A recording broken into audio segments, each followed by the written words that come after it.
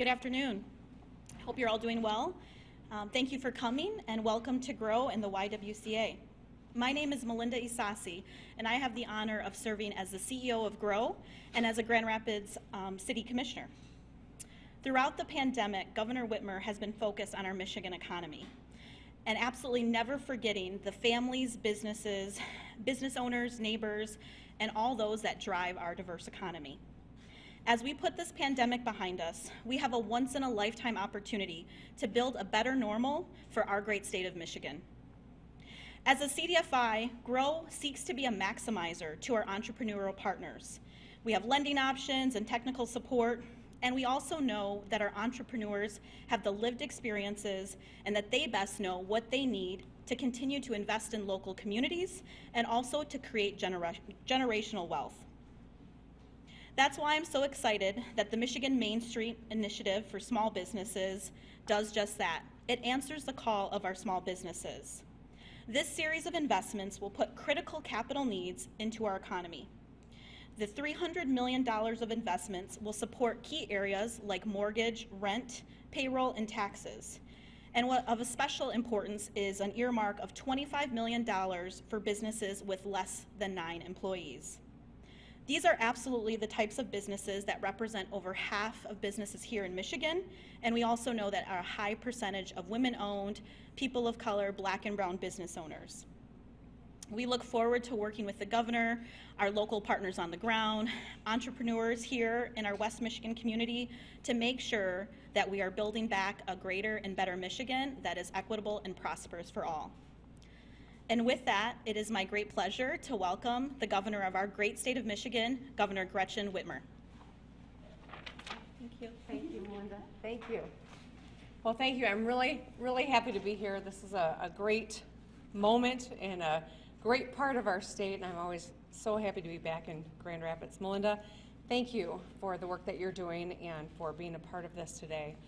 Grand Rapids Opportunities for Women is such an important effort to support families and small businesses and talk about how we can help working families grow and small businesses as well.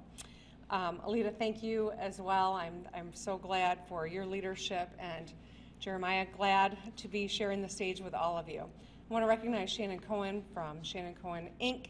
and Jermal Eddy, my friend from Malamaya Juice Bar. He explained it to me about his 3 sons when I was in there. Now, it seems like a long time ago now, but anyway, I'm glad you're here.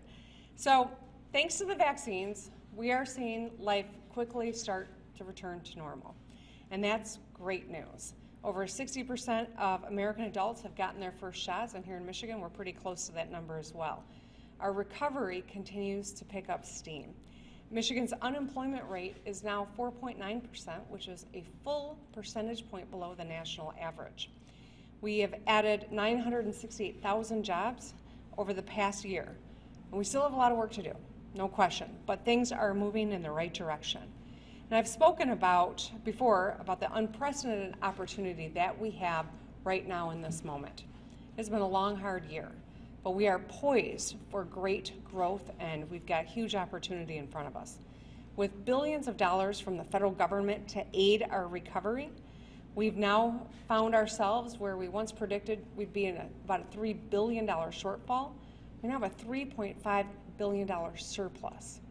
That's pretty remarkable change of fortunes here in Michigan, which means we've got an opportunity to make some investments in ways that really lift people up, help small business, and help us get back to normal.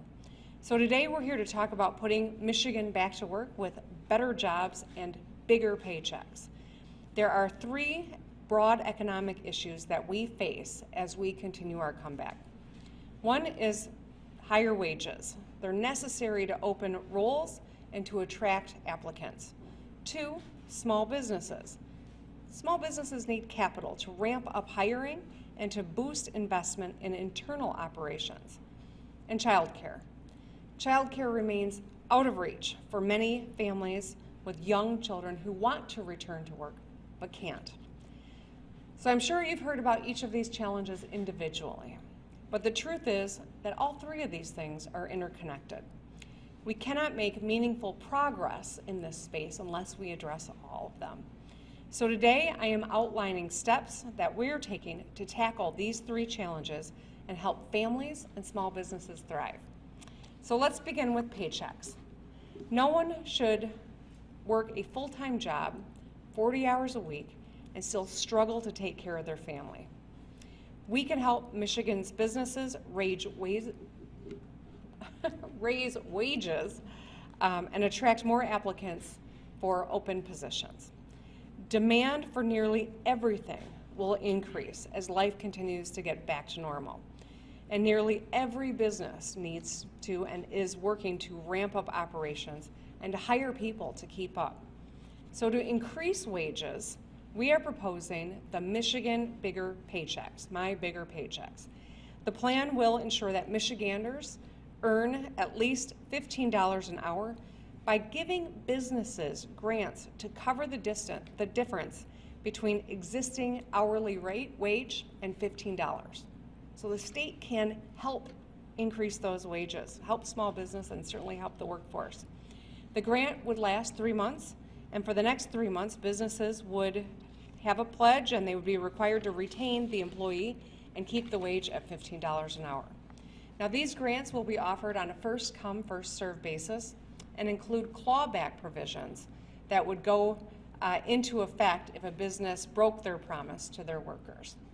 So this is a great way to solve the problem of elevating wages and getting people back into the workforce and helping small business. We're also proposing a $180 million initiative on two fronts. We've got two incredible programs here in the state of Michigan that we've created in the last 2 years that will help people upskill. So $180 million that would go toward the Michigan Reconnect and the Futures for Frontliners will make a huge difference. These programs are already helping about 200,000 people in our state get the skills so that they can get into better paying jobs. So $120 million of this 180 would go to the Michigan Reconnect. And that gives Michiganders who are 25 and up the opportunity for a tuition-free path to a credential, a community college, a certificate, an associate's degree. And $60 million of the 180 will go to Futures for Frontliners, which puts workers who've been on the front lines of this pandemic, gives them a tuition-free path to upskilling as well. So by bumping up pay and increasing educational and skills opportunities for workers, we can entice more people back into the workforce and to increase our labor participation rate. Now I want to talk about small businesses. I want to start by showing gratitude for the ingenuity and innovation of our incredible business community here in Michigan. They have stepped up in remarkable ways through the pandemic, and I know that they have kept their employees and customers and communities safe and helped them get through what was a tough time for every one of us. As we put COVID behind us, we need to ensure that businesses have what they need so that they can be successful and have a recovery and create a robust business investment and involvement that is complete and whole for all. So we want to put $300 million into 3 buckets that we are calling the Michigan Main Street Initiative. $100 million toward restaurants and other place-based businesses to help them cover costs and meet payroll. This would include grants of up to $20,000 for mortgage or rent or taxes or payroll or operating expenses. This is building on last year's successful deployment of resources through the CARES Act.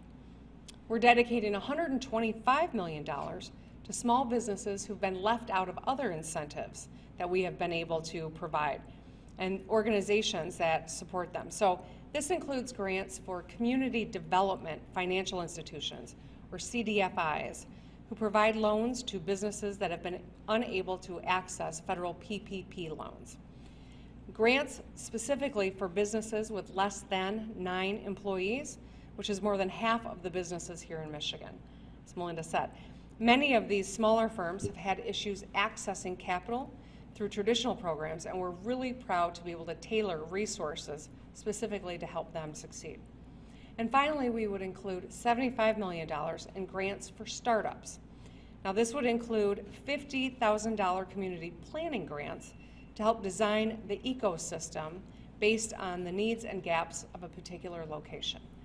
The establishment of a new business fund also will help cover some of the basic costs of starting a business.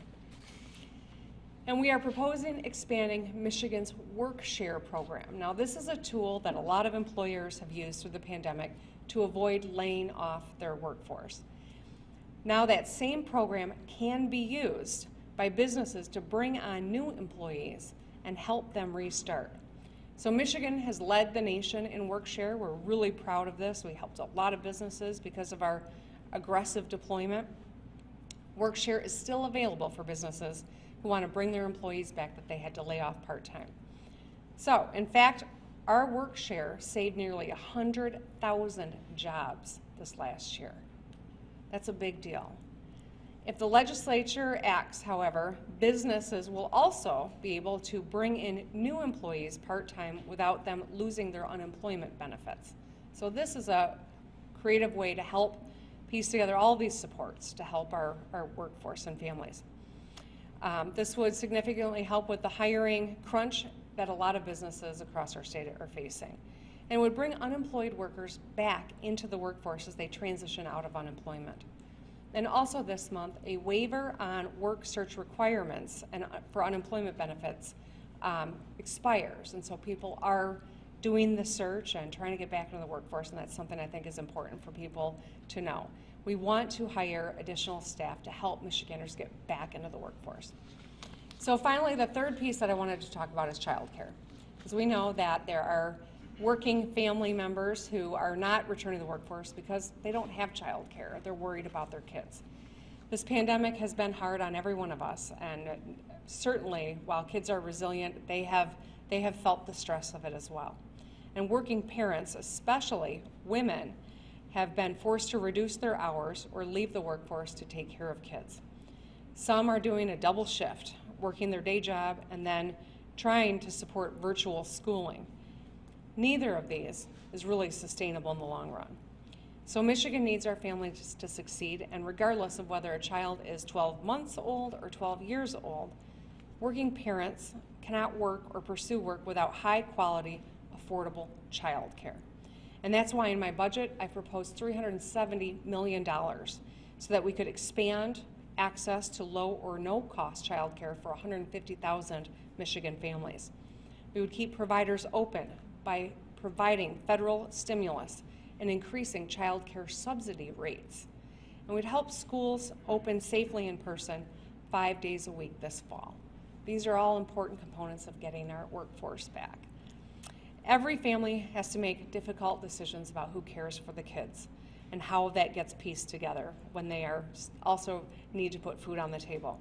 It's our job to make sure that every family has a good choice that meets their needs and fits their budget.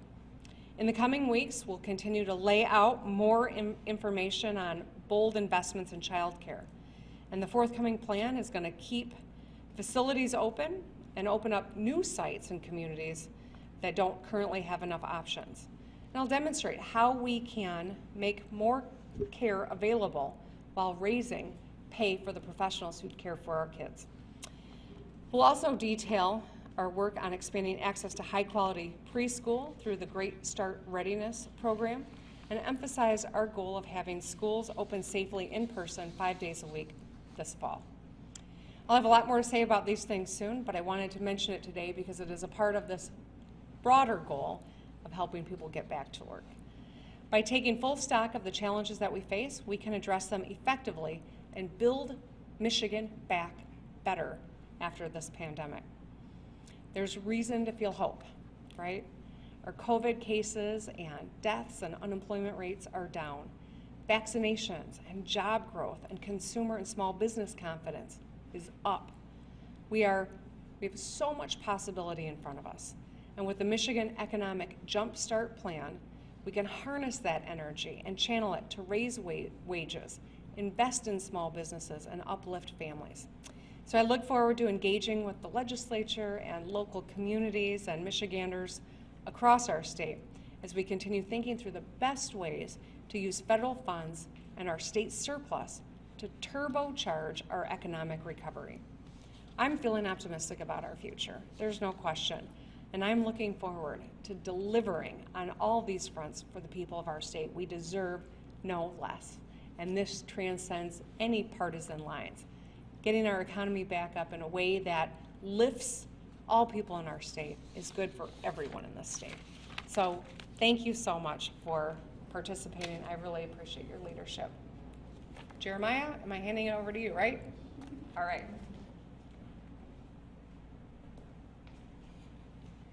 Well, thank you, Governor Whitmer, for your leadership and the programs you've highlighted today. Thank you, Grow, for hosting us and the businesses that are here, and the community of Grand Rapids for sticking with us in these last trying times over the last year and a half, and as we continue to come out. But I want to reiterate a couple things. From the Office of Economic Development, our job is to make sure that we create, with partners, solid conditions to increase and retain jobs and investment in our community. And the programs that are highlighted today and the programs that we've implemented already as a city and we will continue to do from our Economic Development Office as well as with partners like Grow is to make sure that we remove those barriers and those challenges that the small businesses face and that are unique to their businesses, that are unique to their families, and most importantly, that result in jobs and investment. Because one of the greatest things that we believe that you can provide someone is a great paying job. And so what I know today is that certainly the wage rates that the governor has laid out today, I'm proud to say that that is in alignment with our equitable economic development and mobility strategic plan. That $15 an hour wage is in our plan. We've been focused on those wages for over a year and a half.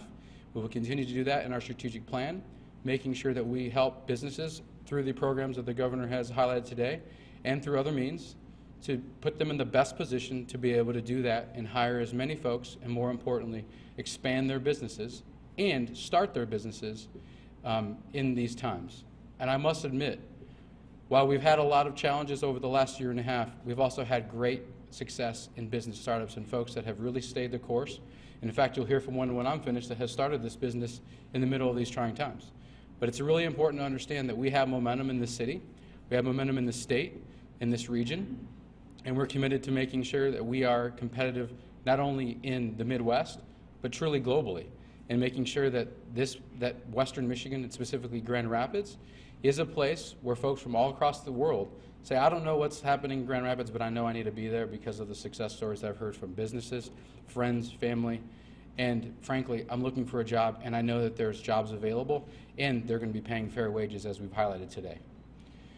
What I also want to reiterate is from our office and the economic development team is that we are committed to meeting with our businesses one-on-one as things continue to open up in their spaces, in their neighborhoods, learning about their story, personal stories of starting a business, how they got there, what their plans are for expansion, what challenges they have, and how we can align them with those programs, and more importantly, just invite them to the table and have the right connections to make sure that they can continue to grow, invest, hire folks at sustainable, at fair wages, and remove some barriers for folks that have that are removed with a fair-paying wage job.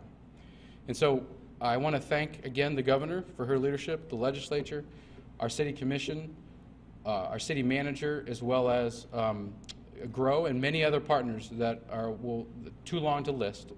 But thank you for giving us the opportunity to be leaders within this space, and we look forward to growing the economy here and building momentum and telling you a great story in the future. So with that, I'll turn it over to Lita for her story. Thank you very much.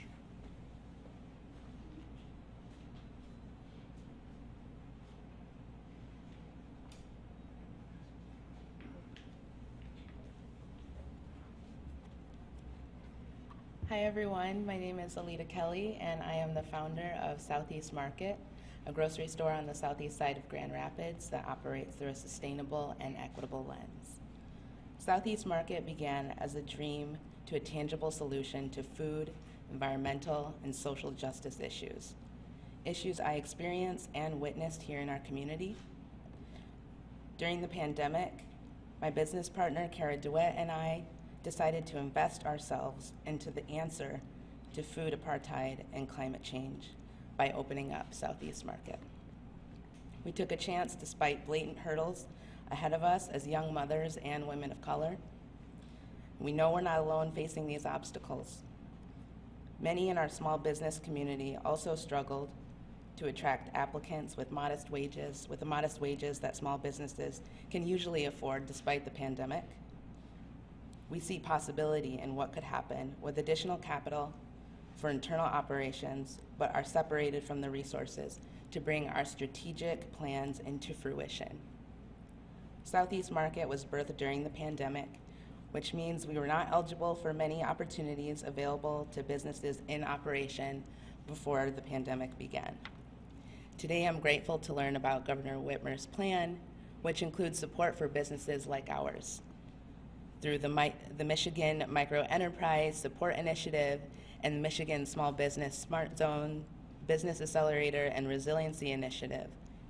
We're really looking forward to taking advantage of some of those programs. With 41% of Black businesses closing during the pandemic, it's important now more than ever that we not just restart, but reimagine an economy that works for all of us. We have an opportunity to be agile, to incorporate diversity and sustainability into the core of how Michigan does business.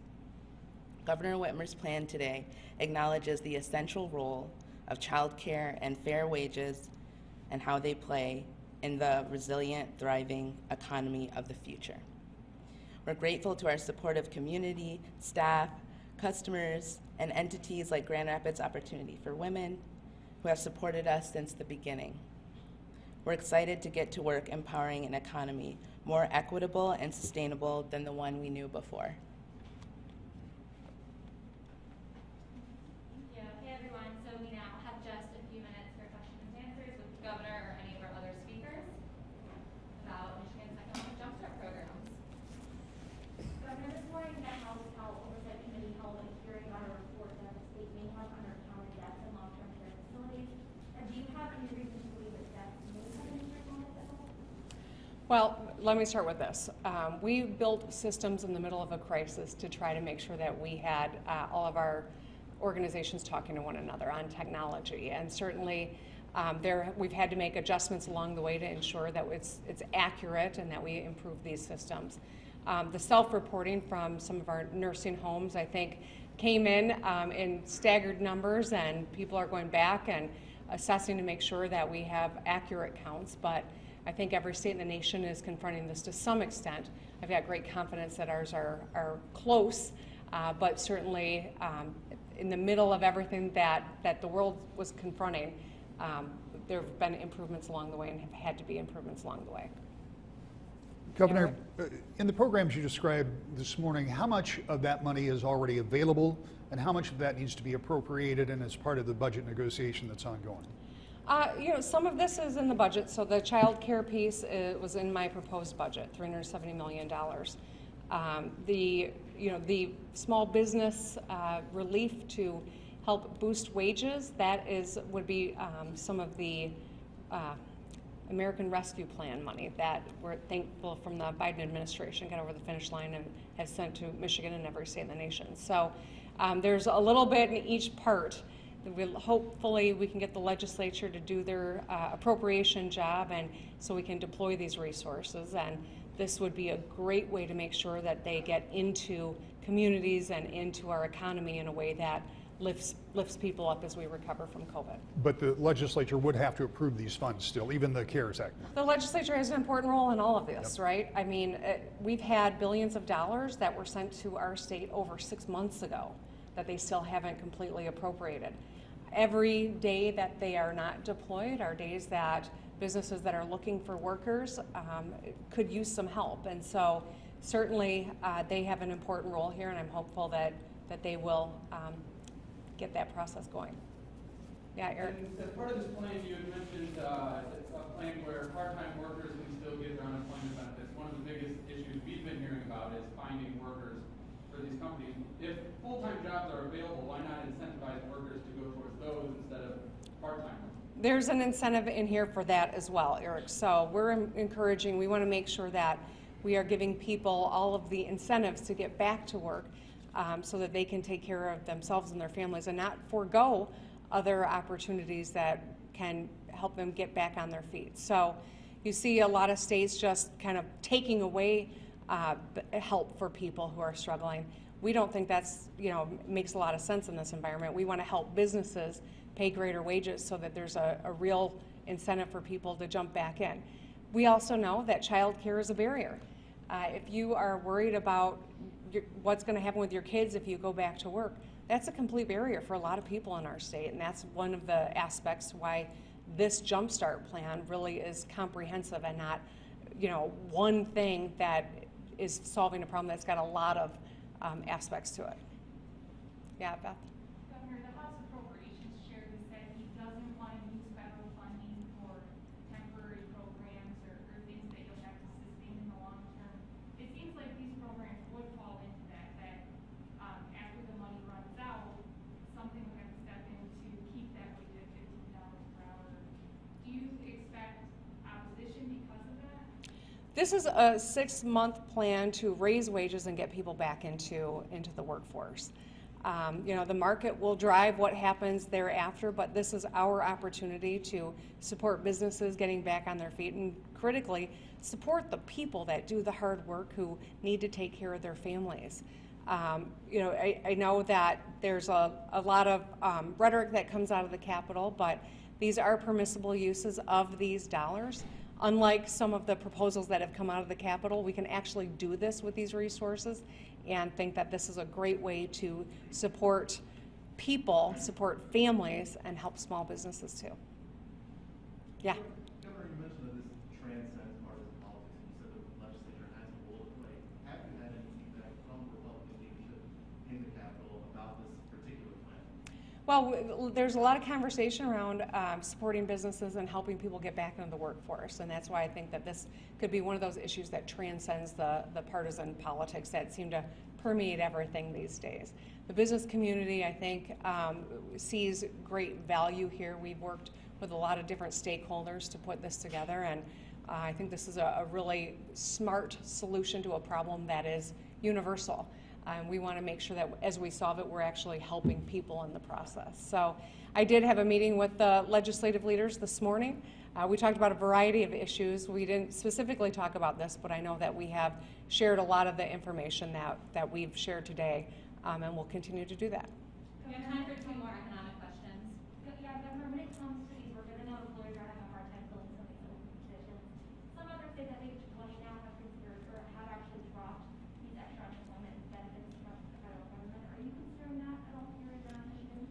So, I think that the reaction to just simply pulling the supports away from people, I think we have yet to see whether or not that changes what's happening. Michigan's unemployment rate is actually a percentage lower than the national average. Our philosophy is that we know that there are a lot of reasons that people aren't jumping back into certain jobs in our economy. One of the reasons is childcare. Another reason is fear. COVID has, I think, had a huge impact on all of our lives in profound ways, and that's an aspect to it. That's why we want to continue to push toward getting 70% of our population inoculated. That's when we get to herd immunity, and that's why it's so important, the efforts that are being done here in Grand Rapids and across the state to get into communities where people aren't able to go to a large vaccination center like we were able to run with Spectrum at DeVos. It was a phenomenal undertaking, but now the work of meeting people where they're at is that much harder, but it's also that much more important. So these are all important aspects to us getting people back into the workforce. One more question. Yeah. So the money is good that's coming in. As a small business owner, this year I have never paid so much in taxes. And so has there been any conversation on how to reduce the taxable income that these grants are causing small businesses? And yes, some small businesses haven't been told or informed that these grants are taxed. So I'm wondering, is there any conversation on how we may, as a state, be able to reduce the taxable income for grants that are made to help businesses, but in the end, it ends up hurting businesses so they can't pay the income tax? Yeah, I think that's a great point. And one of the ways that we can use these resources is to address that tax burden. So that was a thoughtful addition into what we've announced today, because we recognize that, we've learned a lot, right? Business has learned a lot government has learned a lot, every one of us has. And so that was one way that we were trying to improve the ability for small business to get through this tough time. Thank you. That's all the time we All have. right. Thanks. Thanks, everybody. Thank you.